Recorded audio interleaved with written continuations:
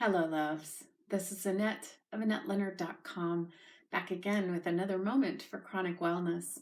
And we're continuing our conversation about sex and chronic illness. And I don't know about you, but this is a really tricky wicket in my life and can be a source of loss and grief and pain. As it relates to, many of the things that we give up when we address chronic illness in our own life. And for most of us, I'm making the assumption that one of us in the partnership has greater capacity than the other, that likely one of us is more impacted by chronic illness than the other one in the partnership. But that's not always true. That's what's true in my life.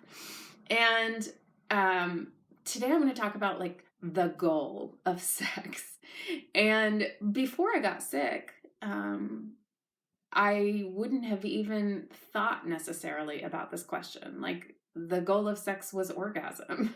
That wasn't even a question or a conversation necessarily for me. I know it is for some people, but that was what happened for me at the end of sex. That was the outcome of sex. That was the end game. That was where I was headed. And that is not a sure thing in my life anymore. Like, orgasm is an elusive, difficult, hard to find, hard to work for, painful to get to, painful to recover from oftentimes, elusive destination.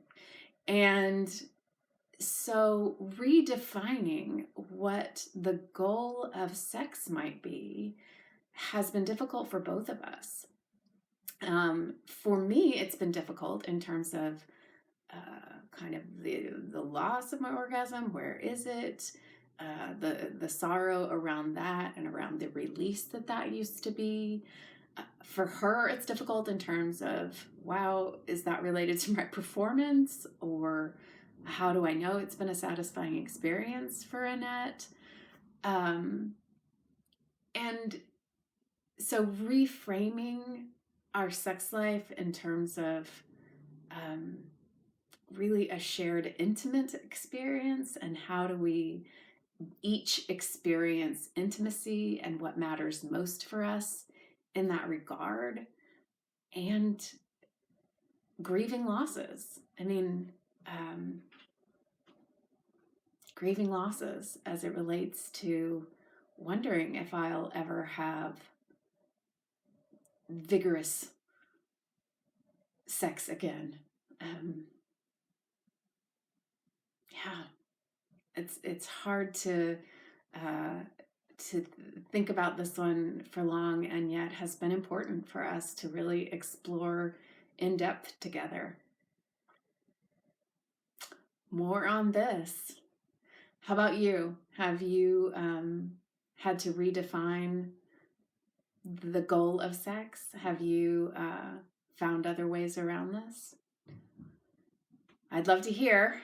And in the meantime, I'm sure glad that you have spent these few minutes with me, and I'll look forward to being together again soon. In the meantime, be well.